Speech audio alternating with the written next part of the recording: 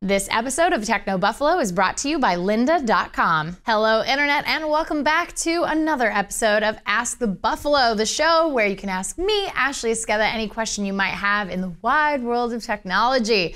Every Tuesday, we put up a call for questions on technobuffalo.com. You can leave your question in the post comments. Otherwise, you can send them to me any time of the day or night on Twitter at technobuffalo or at Ashley Esqueda. Just use the hashtag AskTheBee so I can see it. Usually I answer between 3 and 5 questions every episode, so let's get going.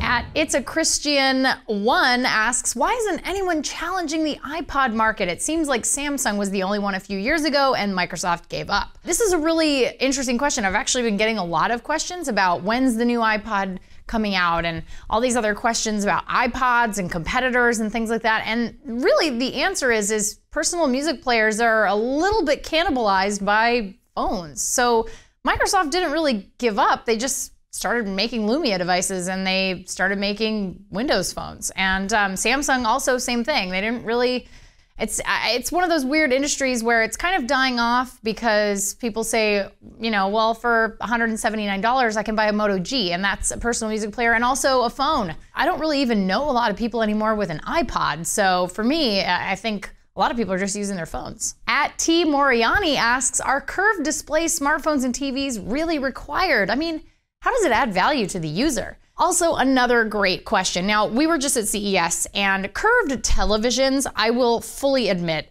standing in front of a 105-inch television that's curved is a sight to behold. It's gorgeous. It's amazing to look at. What we've been told is it adds value by putting the viewer the same distance from different parts of the TV if you're sitting in the center. For me personally, I don't actually see the need to have curved smartphones unless they're flexible screens, which we, have sort of kind of heard rumors about and maybe seen a couple pictures here and there, but nothing is actually in production for flexible. I mean, that I would say would add value to a user because obviously then the phone becomes a lot more durable. But curved smartphones, I just don't know. I'm not on board yet with that because I feel like the screen is way too small to add any kind of immersion or give any extra viewing value to somebody who would buy it. Ashar A asks, what exactly the job is it called being a reviewer of tech products and doing what you guys do at Techno Buffalo? What courses would you need to take to get hired at a place who does things like you guys? This is a great question. A lot of people actually want to know stuff like this. Like, what exactly are our titles? Well,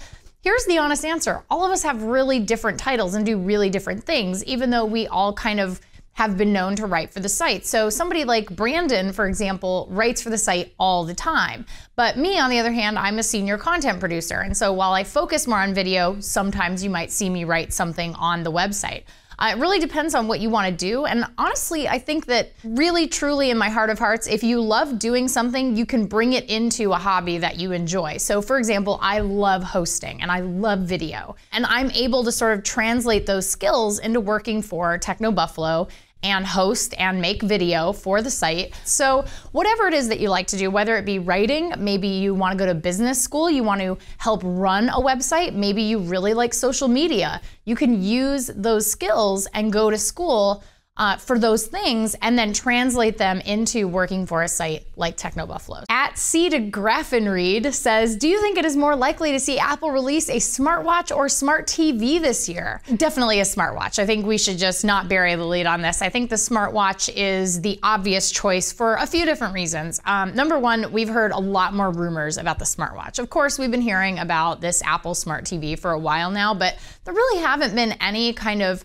concrete pieces of evidence that it's anywhere beyond a lot of negotiating. And this brings me to my next point, which is Apple's Smart TV is going to take a lot of content providers to get on board and license their content. One of the things that is sort of weird about the Apple TV is that it doesn't have offerings like, for example, Amazon Prime Video.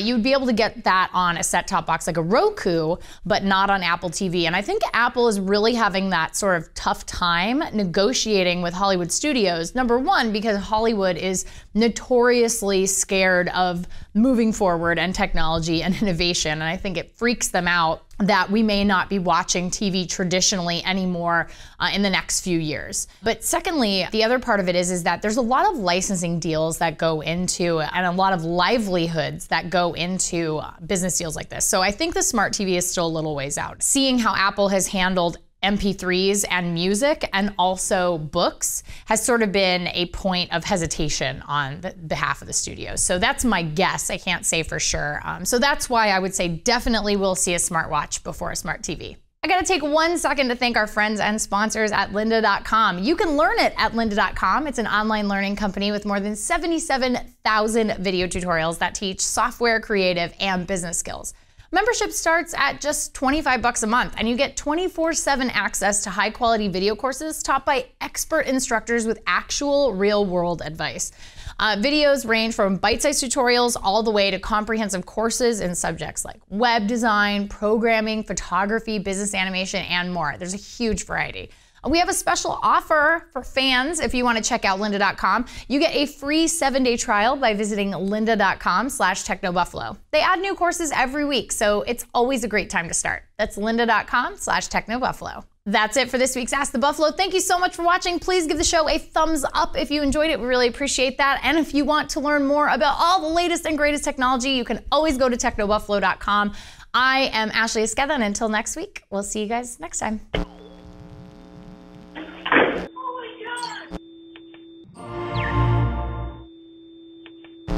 What's up, everyone? It's Ashley. Thanks so much for watching that most recent video. If you enjoyed it, please click on the word subscribe right underneath me to get tons more tech videos from us here at Techno Buffalo. We have got unboxings, comparisons, reviews, recaps, and everything else you can think of here on the channel.